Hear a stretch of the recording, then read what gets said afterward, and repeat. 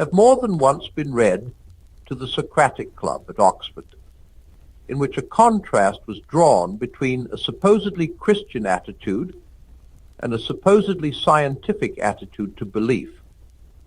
We have been told that the scientist thinks it his duty to proportion the strength of his belief exactly to the evidence, to believe less as there is less evidence, and to withdraw belief altogether when reliable adverse evidence turns up.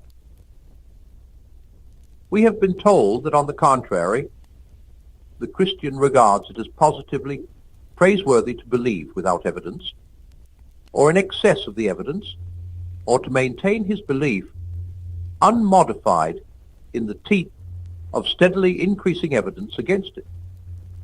Thus a faith that has stood firm, which appears to mean a belief immune from all the assaults of reality, is commended. If this were a fair statement of the case, then the coexistence within the same species of such scientists and such Christians would be a very staggering phenomenon. The fact that the two classes appear to overlap, as they do, would be quite inexplicable. Certainly all discussion between creatures so different would be hopeless. The purpose of this essay is to show that things are really not quite so bad as that. The sense in which scientists proportion their belief to the evidence and the sense in which Christians do not, both need to be defined more closely. My hope is that when this has been done, though disagreement between the two parties may remain, they will not be left staring at one another in wholly dumb and desperate incomprehension. And first, a word about belief in general. I do not see that the state of proportioning belief to evidence is anything like so common in the scientific life as has been claimed. Scientists are mainly concerned not with believing things, but with finding things out. And no one, to the best of my knowledge, uses the word believe about things he has found out. The doctor says he believes a man was poisoned before he has examined the body. After the examination, he says the man was poisoned. No one says that he believes the multiplication table. No one who catches a thief red-handed says he believes that man was stealing. The scientist, when at work, that is, when he is a scientist, is laboring to escape from belief and unbelief into knowledge. Of course, he uses hypotheses or supposals. I do not think these are beliefs. We must look, then, for the scientist's behavior about belief, not to his scientific life, but to his leisure hours. In actual modern English usage, the verb believe, except for two special usages, generally expresses a very weak degree of opinion. Where is Tom? Gone to London, I believe. The speaker would be only mildly surprised if Tom had not gone to London after all. What was the date? 430 BC, I believe. The speaker means that he is far from sure. It is the same with the negative if it is put in the form, I believe not. Is Jones coming up this term? I believe not. But if the negative is put in a different form, it then becomes one of the special usages I mentioned a moment ago. This is, of course, the form, I don't believe it, or the still stronger, I don't believe you. I don't believe it is far stronger on the negative side than I believe is on the positive. Where is Mrs. Jones? Eloped with the butler. I believe. I don't believe it. This, especially if said with anger, may imply a conviction which in subjective certitude might be hard to distinguish from knowledge by experience. The other special usage is I believe, as uttered by a Christian. There is no great difficulty in making the hardened materialist understand, however little he approves, the sort of mental attitude which this "I believe" expresses. The materialist need only picture himself replying to some report of a miracle. "I don't believe it." And then imagine the same degree of conviction on the opposite side. He knows that he cannot there and then produce a refutation of the miracle which would have the certainty of mathematical demonstration, but the formal possibility that the miracle might, after all, have occurred does not really trouble him any more than a fear that water might not be H&O. Similarly, the Christian does not necessarily claim to have demonstrative proof, but the formal possibility that God might not exist is not necessarily present in the form of the least actual doubt. Of course, there are Christians who hold that such demonstrative proof exists, just as there may be materialists who hold that there is demonstrative disproof. But then, whichever of them is right, if either is, while he retained the proof or disproof, would be not believing or disbelieving, but knowing. We are speaking of belief and disbelief in the strongest degree, but not of knowledge. Belief in this sense seems to me to be assent to a proposition which we think so overwhelmingly probable that there is a psychological exclusion of doubt, though not a logical exclusion of dispute.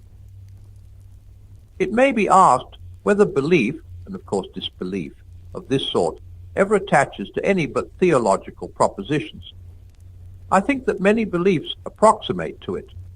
That is, many probabilities seem to us so strong that the absence of logical certainty does not induce in us the least shade of doubt. The scientific beliefs of those who are not themselves scientists often have this character, especially among the uneducated. Most of our beliefs about other people are of the same sort. The scientist himself, or he who was a scientist in the laboratory, has beliefs about his wife and friends, which he holds, not indeed without evidence, but with more certitude than the evidence, if weighed in the laboratory manner, would justify.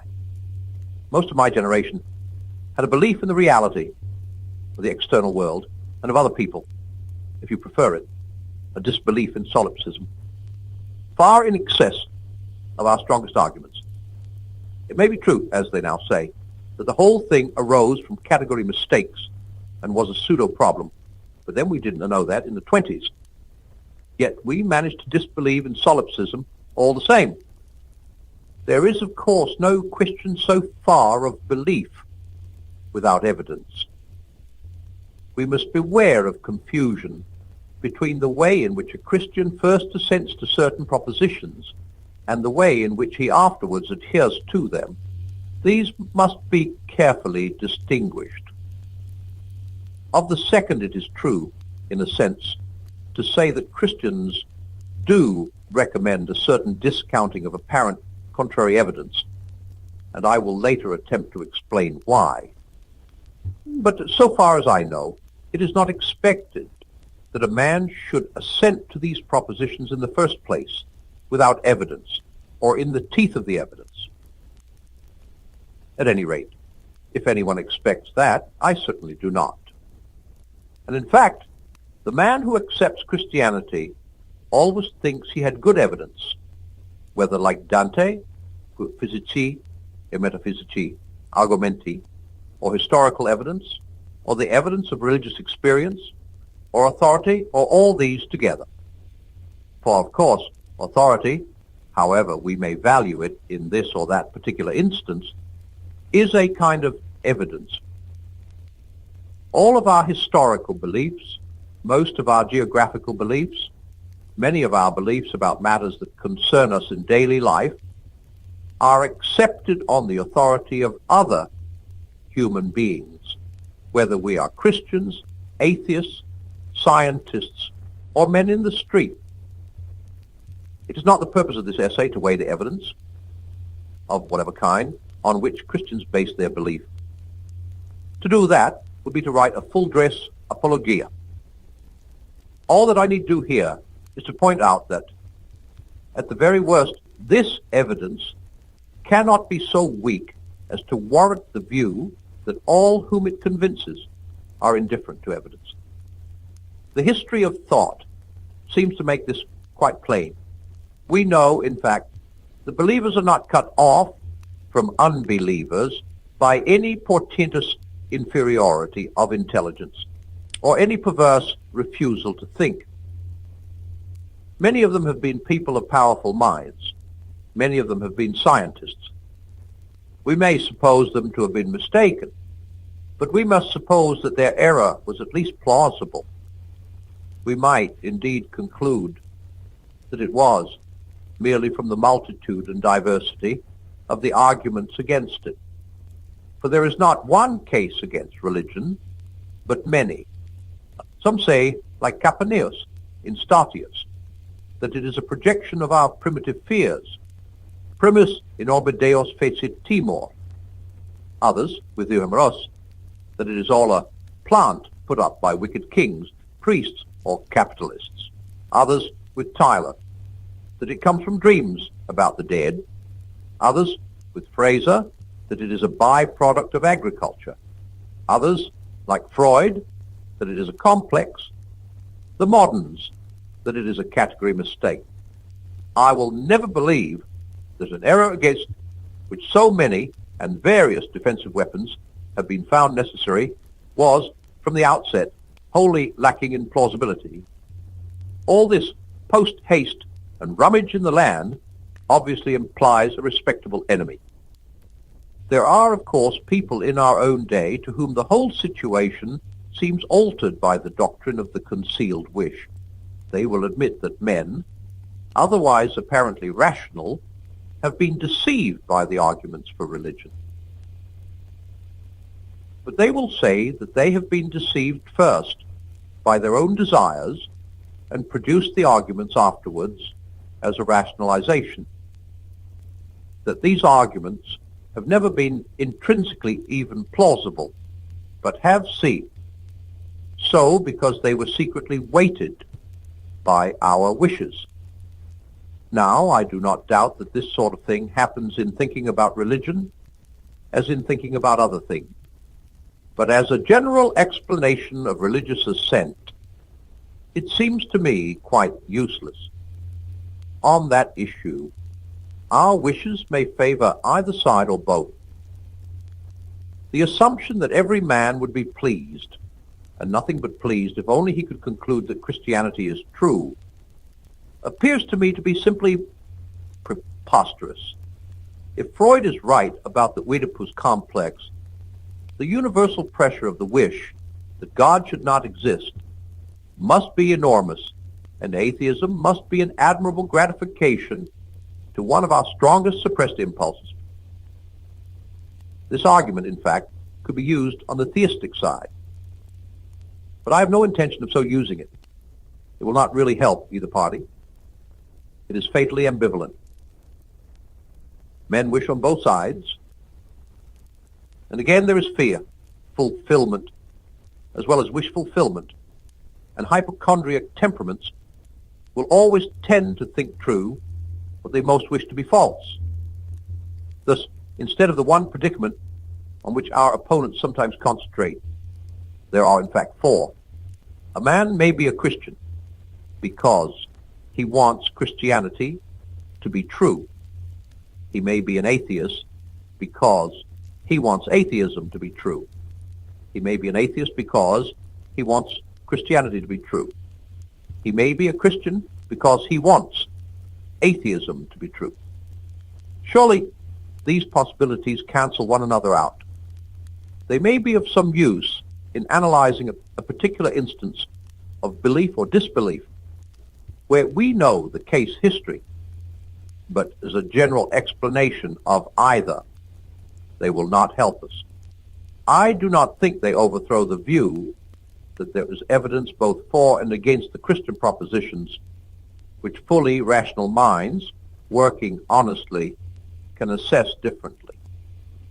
I therefore ask you to substitute a different and less tidy picture for that with which we began. In it, you remember, two different kinds of men, scientists, who proportioned their belief to the evidence, and Christians who did not, were left facing one another across a chasm. The picture I should prefer is like this. All men alike, on questions which interest them, escape from the region of belief into that of knowledge when they can, and if they succeed in knowing, they no longer say they believe. The questions in which mathematicians are interested admit of treatment by a particularly clear and a strict technique. Those of the scientist have their own technique, which is not quite the same. Those of the historian and the judge are different again.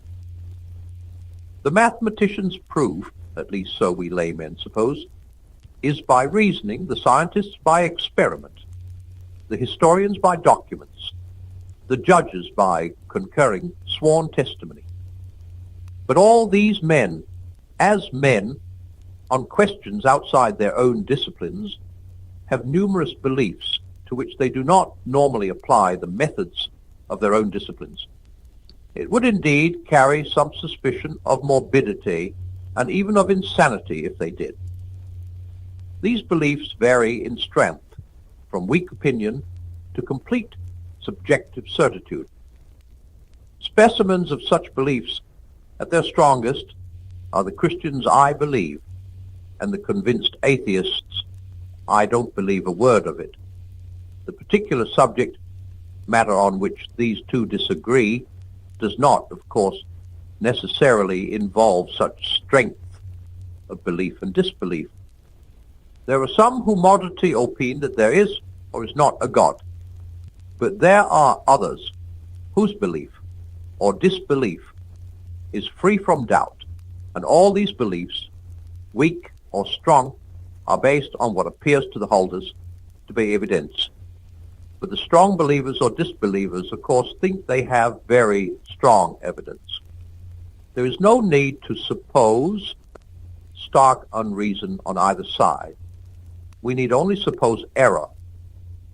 One side has estimated the evidence wrongly, and even so, the mistake cannot be supposed to be of a flagrant nature. Otherwise, the debate would not continue. So much, then, for the way in which Christians come to assent to certain propositions. But we have now to consider something quite different, their adherence to their belief after it has once been formed. It is here that the charge of irrationality and resistance to evidence becomes really important. For it must be admitted at once that Christians do praise such an adherence as if it were meritorious, and even in a sense more meritorious the stronger the apparent evidence against their faith becomes. They even warn one another that such apparent contrary evidence, such trials to faith or temptations to doubt, may be expected to occur, and determine in advance to resist them. And this is certainly shockingly unlike the behavior we all demand of the scientist or the historian in their own disciplines. There, to slur over or ignore the faintest evidence against a favorite hypothesis is admittedly foolish and shameful. It must be exposed to every test. Every doubt must be invited. But then I do not admit that a hypothesis is a belief. And if we consider the scientist not among his hypotheses in the laboratory, but among the beliefs in his ordinary life, I think the contrast between him and the Christian would be weakened. If, for the first time, a doubt of his wife's fidelity crosses the scientist's mind, does he consider it his duty at once to entertain this doubt with complete impartiality?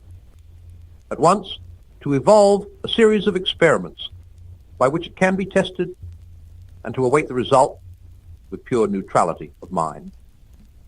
No doubt it may come to that in the end. There are unfaithful wives. There are experimental husbands. But is such a course what his brother scientists would recommend to him? All of them, I suppose, except one. As the first step he should take, and the only one consistent with his honor as a scientist? Or would they, like us, blame him for a moral flaw rather than praise him for an intellectual virtue if he did so? This is intended, however, merely as a precaution against exaggerating the difference between Christian obstinacy in belief and the behavior of normal people about their non-theological beliefs. I am far from suggesting that the case I have supposed is exactly parallel to the Christian obstinacy. For of course evidence of the wife's infidelity might accumulate and presently reach a point at which the scientist would be pitiably foolish to disbelieve it. But the Christians seem to praise an adherence to the original belief which holds out against any evidence whatever. I must now try to show why such praise is in fact a logical conclusion from the original belief itself. This can be done best by thinking for a moment of situations in which the thing is reversed. In Christianity, such faith is demanded of us. But there are situations in which we demand it of others. There are times when we can do all that a fellow creature needs, if only he will trust us. In getting a dog out of a trap, in extracting a thorn from a child's finger, in teaching a boy to swim or rescuing one who can't, in getting a frightened beginner over a nasty place on a mountain. The one fatal obstacle may be their distrust. We are asking them to trust us in the teeth of their senses, their imagination, and their intelligence. We ask them to believe that what is painful will relieve their pain, and that what looks dangerous is their only safety. We ask them to accept apparent impossibility, that moving the paw farther back into the trap is the way to get it out, that hurting the finger very much more will stop the finger hurting, that water, which is obviously permeable, will resist and support the body, that holding on to the only support within reach is not the way to avoid sinking, that to go higher and onto a more exposed ledge is the way not to fall.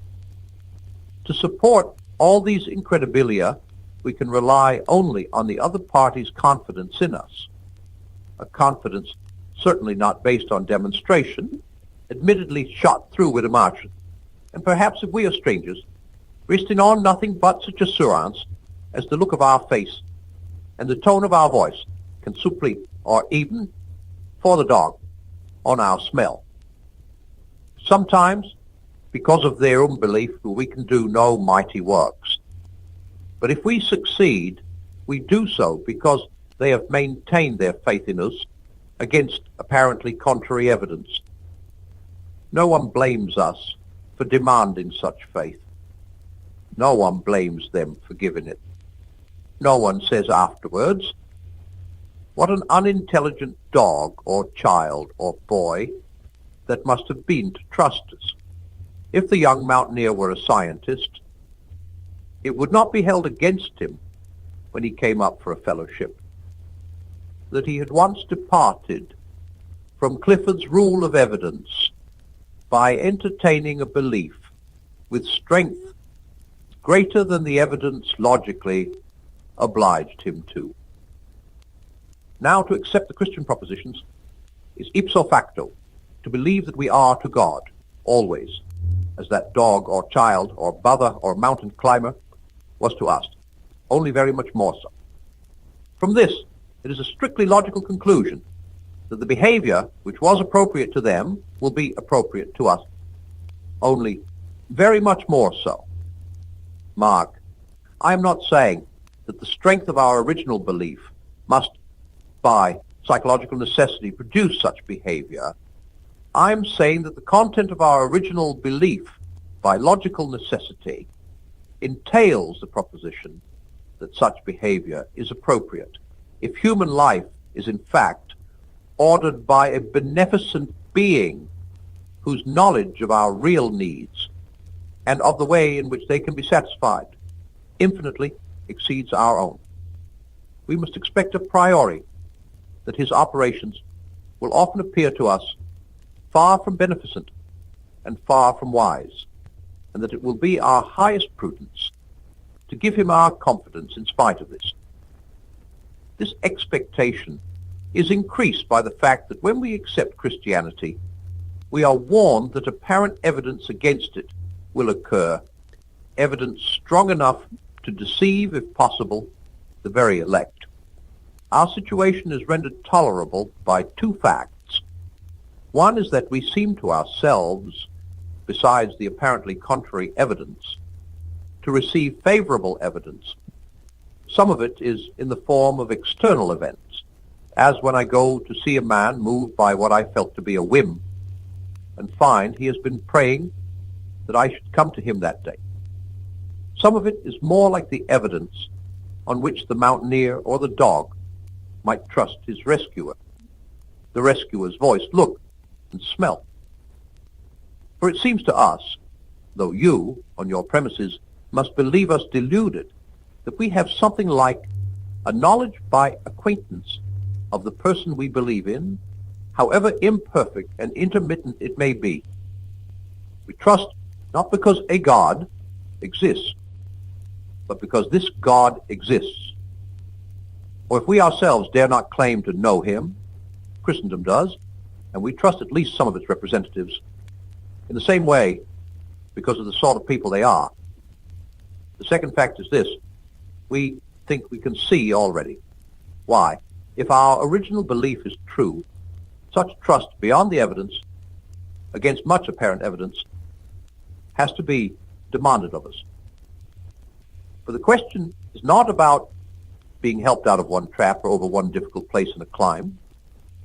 We believe that his intention is to create a certain personal relation between himself and us, a relation really sui generis, but analogically describable in terms of filial or of erotic love. Complete trust is an ingredient in that relation. Such trust as could have no room to grow except where there is also room for doubt. To love involves trusting the beloved beyond the evidence, even against much evidence. No man is our friend who believes in our good intentions only when they are proved. No man is our friend who will not be very slow to accept evidence against them. Such confidence between one man and another is in fact almost universally praised as a moral beauty, not blamed as a logical error. And the suspicious man is blamed for a meanness of character, not admired for the excellence of his logic. There is, you see, no real parallel between Christian obstinacy in faith and the obstinacy of a bad scientist trying to preserve a hypothesis, although the evidence has turned against it. Unbelievers very pardonably get the impression that an adherence to our faith is like that, because they meet Christianity, if at all, mainly in apologetic works. And there, of course, the existence and beneficence of God must appear as a speculative question like any other. Indeed, it is a speculative question as long as it is a question at all. But once it has been answered in the affirmative, you get quite a new situation. To believe that God, at least this God, exists, is to believe that you as a person now stand in the presence of God as a person. What would, a moment before, have been variations in opinion, now become variations in your personal attitude to a person. You are no longer faced with an argument which demands your assent, but with a person who demands your confidence. A faint analogy would be this: it is one thing to ask in vacuo, whether so-and-so will join us tonight, and another to discuss this when so-and-so's honor is pledged to come, and some great matter depends on his coming. In the first case, it would be merely reasonable, as the clock ticked on, to expect him less and less. In the second, a continued expectation, far into the night, would be due to our friend's character, if we had found him reliable before. Which of us would not feel slightly ashamed if 1 moment after we had given him up, he arrived with a full explanation of his delay? We should feel that we ought to have known him better. Now, of course, we see, quite as clearly as you, how agonizingly two-edged all this is. A faith of this sort, if it happens to be true, is obviously what we need, and it's infinitely ruinous to lack it. But there can be faith of this sort, where it is wholly ungrounded. The dog may lick the face of the man who comes to take it out of the trap, but the man may only mean to vivisect it in South Park's Road when he has done so. The ducks who come to the call, "Dilly, dilly, come and be killed," have confidence in the farmer's wife, and she wrings their necks for their pains. There is that famous French story of the fire in the theater. Panic was spreading. The spectators were just turning from an audience into a mob. At that moment, a huge bearded man leaped through the orchestra onto the stage, raised his hand with a gesture full of nobility, and cried, "Que chacun regagne sa place." Such was the authority of his voice and bearing that everyone obeyed him. As a result, they were all burned to death, while the bearded man walked quietly out through the wings to the stage door, took a cab, which was waiting for someone else, and went home to bed. That demand for our confidence, which a true friend makes of us, is exactly the same that a confidence trickster would make. That refusal to trust, which is sensible in reply to a confidence trickster, is ungenerous and ignoble to a friend, and deeply damaging to our relation with him. To be forewarned and therefore forearmed against apparently contrary appearance is eminently rational if our belief is true. But if our belief is a delusion, this same forewarning and forearming would obviously be the method whereby the delusion rendered itself incurable. And yet again, to be aware of these possibilities and still to reject them is clearly the precise mode, and the only mode, in which our personal response to God can establish itself. In that sense, the ambiguity is not something that conflicts with faith so much as a condition which makes faith possible. When you are asked for trust, you may give it or withhold it. It is senseless to say that you will trust if you are given demonstrative certainty. There would be no room for trust if demonstration were given. When demonstration is given, what will be left will be simply the sort of relation which results from having trusted or not having trusted before it was given. The saying, "Blessed are those that have not seen and have believed," has nothing to do with our original assent to the Christian propositions.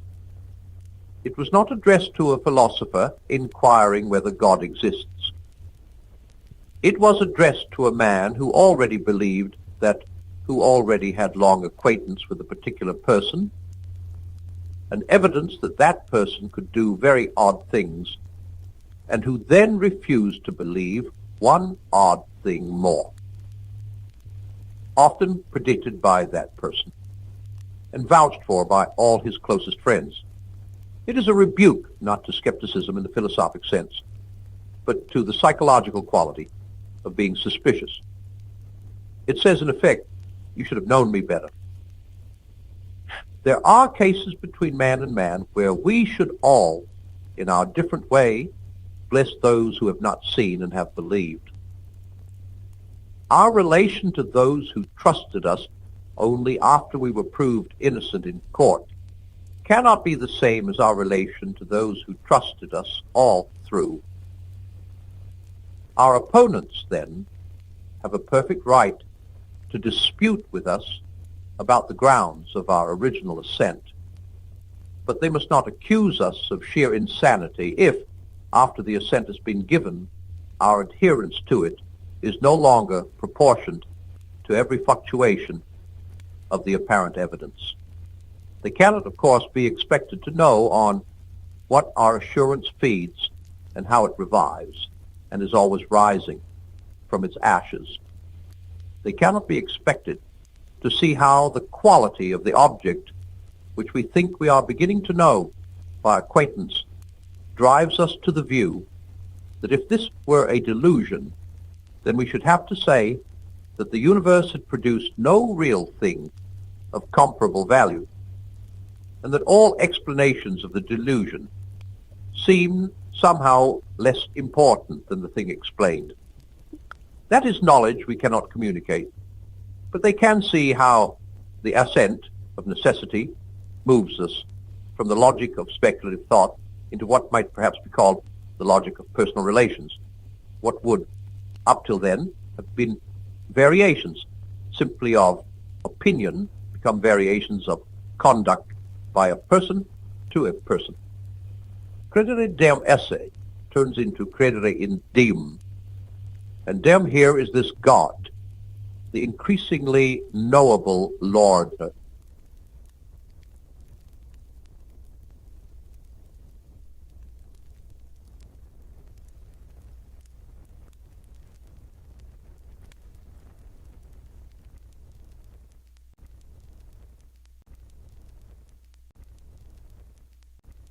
Isaiah 43:19 brings us a powerful message.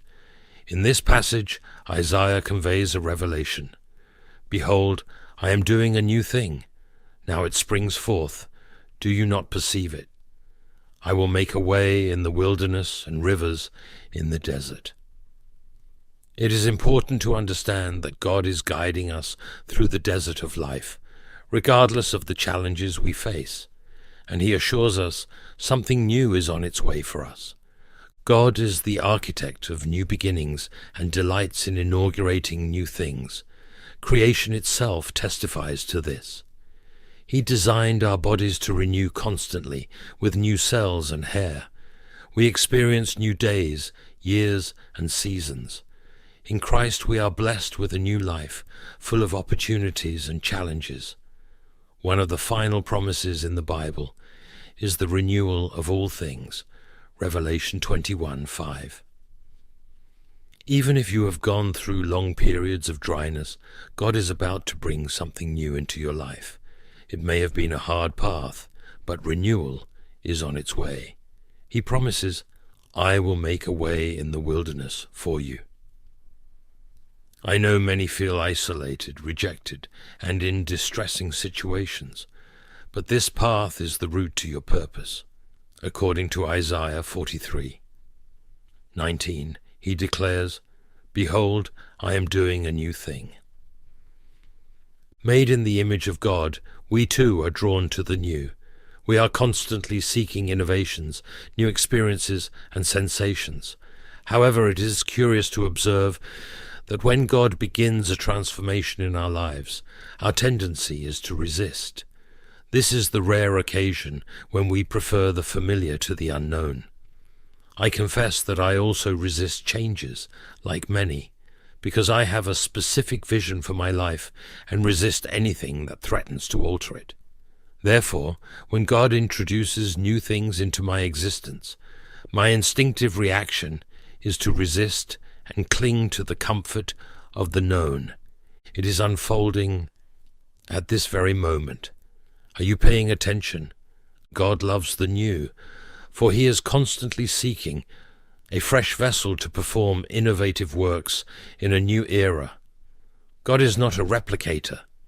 He is an innovator. He does not seek to recreate what has been. He longs to inaugurate the unexplored. Take, for example, an episode from last year. God sealed a door, and despite my incessant pleas, chose not to reopen it. Instead of accepting and moving forward down the hallway towards the uncertain in search of a new passage he might have revealed, I stood in front of that old door, stubbornly insisting. However, I realize that it is essential to embrace the new things that God is orchestrating, to leave behind the missed chances and prepare for the new ones to come. I don't know about you, but I am ready for the new. Here is my question for you. What new thing is God trying to unveil in your life? What is this novelty that God is trying to unfold in your existence? What is this reality that you choose to ignore, but deep down you know that God has called you to a new purpose? What could it be? Some of you are sitting on a divinely inspired dream without giving it the attention it deserves. When God is in the process of creating something new, sometimes it is necessary to step into the territory of the unknown, which may seem uncomfortable, intimidating, and even unpleasant at first. We may be tempted to cling to the life we know, to the comfort of the familiar. However, it is necessary to leave the past behind, trust in God, and embrace what He is doing. Otherwise, we will deprive ourselves of all the wonders that God desires to operate in us and through us. Let me affirm, God is calling you to a new chapter, and it is time to overcome fear. Fear is the main adversary of the new. Fear is the tool Satan will use against you to obstruct your experience of divine magnificence. Fear has the power to paralyze, to make you retreat in the face of God's call, to prevent you from enjoying new graces. And it can prevent God from performing and manifesting the new in you and through you for the benefit of others. Consider the example of Abraham. God introduced a radical change in Abraham's life by instructing him to leave his homeland, his family, and everything familiar to venture into an unknown territory. Abraham chose to put his faith in God and renounce his previous way of life. As a result of his faithfulness, the nation of Israel was established, as well as the messianic lineage of Jesus. The disciples are also remarkable examples. Peter, John, and James left their lives as fishermen to follow Jesus and become his disciples. By accepting the novelty that God presented to them, they played fundamental roles in founding the church and guiding many to salvation.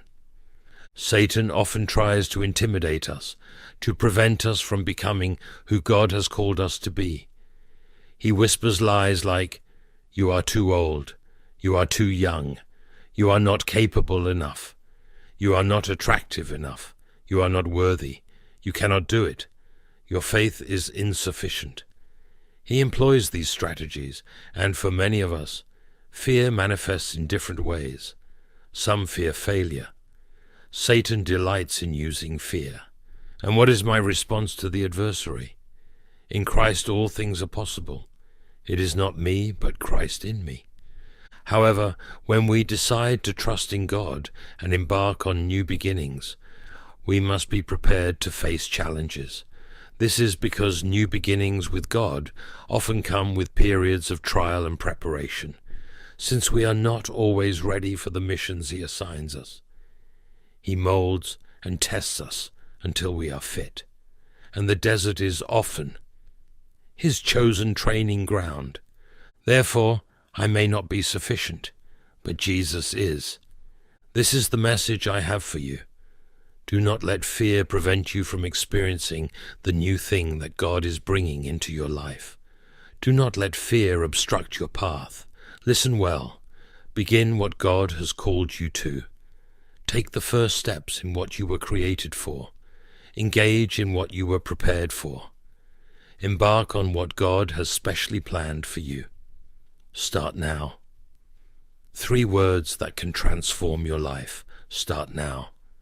There will never be the perfect moment or circumstance to begin the change you desire. David, the youngest of 8 brothers, seemed insignificant in the eyes of many. However, God had grand plans for him, anointing him as the future king of Israel. But David's coronation was not immediate. He faced a long period of trials and maturation, which lasted about 15 years before ascending to the throne. Like David, other biblical figures such as Moses, John the Baptist, and even Jesus went through phases of testing and refinement. After his baptism, Jesus withdrew to the desert, where he spent 40 days in intense reflection before beginning his ministry. Ecclesiastes, written by Solomon, offers us this wisdom. If you wait for perfect conditions, you will never do anything. How many times have we heard someone say, "When things calm down"? But the truth is that life rarely offers calm. It is a constant learning process to live amid chaos.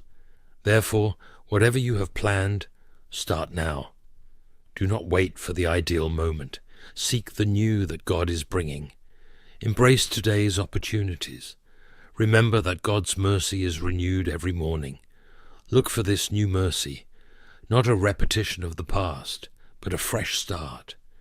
When God freed the Israelites from slavery, he took them out of everything they knew and guided them to a new land. Before reaching the promised land, God led them through a longer path, intentionally, to strengthen and prepare them for what was to come. The desert was the stage for their trials and preparation, but they did not pass the test. They could not detach from the past. They longed for the good old days and wanted to return to Egypt. They did not endure hardships with patience. Instead, they complained and murmured. And finally, they did not trust in God and hesitated to enter the promised land. As a result, they were condemned to wander the desert for 40 years. When we face disappointments, when our dreams fail, it is easy to settle and believe that we have reached our limit. But God challenges us in Isaiah. "I am doing a new thing. Now it springs forth. Do you not perceive it?" God is about to inaugurate a new chapter in your life. He did not create us to remain stagnant. He has new opportunities, new relationships, and new blessings reserved for us. Do not let this be your story. I have acted like the Israelites myself, but I am learning to trust God and follow him, even if it means venturing beyond my comfort zone. I am striving to let go of my own plans and embrace his, for God's plans are infinitely superior to ours. If you feel that God is bringing something new into your life, do not resist like the Israelites, but embrace it with open arms. Leave the past behind and be ready for the tests and preparation that will come. If we trust him, he will elevate us to higher levels and perform wonders through us. Today marks the beginning of a renewed era. The chains that once limited you are dissolving. What imprisoned you is fading away. Obstacles may seem insurmountable. Perhaps you do not see the way to realize your dreams. You feel confined, as if you are imprisoned, limited by your surroundings. But God is proclaiming something new. I am inaugurating a new beginning. I am creating streams in the wasteland. I am turning barren ground into fertile fields. It is time to align with God. Yes, Lord, this resonates with me today. I accept this in my spirit. I am preparing for the new, Lord. Surprise me with your generosity. Transform this adversity. Manifest your magnificence in my existence. Maybe you will witness this novelty tomorrow. Perhaps you will achieve the breakthrough this week. You might get that scholarship this month. Maybe you will witness your healing, your breakthrough, your prosperity this year. When God promises something new, it means it will not be a repetition of the past. It will be something distinct. The new may surprise you. It may not unfold as you imagined. Stay open to how God will operate. Do not restrict him to a single possibility. Often, what we desire is just a shadow of what God has planned for us. God's plan for your life is grand and will exceed all expectations. Trust in the way he will lead things. If we cling too tightly to our own desires for how things should be, we risk not recognizing the new things God brings. Often, what God has reserved for us may surprise us, manifesting in unexpected ways, through unusual people, and in situations different from what we imagined. Perhaps at this very moment, God is moving in a new way in your life, and you have not yet noticed. He may be offering you a new opportunity, but you may hesitate to accept it. It does not correspond to your previous expectations. He is sending people your way who will bring heavenly connections, but they may not fit what you anticipated. Let go of your previous conceptions. The new that God brings may not resemble what you envisioned. Do not confine future possibilities to past experiences. God's greatest acts do not reside in the past, but await in the future. The question is, are you paying attention to this? Do you believe that God is operating new and extraordinary wonders? Or are you stuck in the past, in what has failed? Redirect your attention. Stop looking in the rearview mirror. Turn your eyes to the horizon. Anticipate divine generosity. Today is a new day. God is doing new works in your life. Works in your life. Works in your life.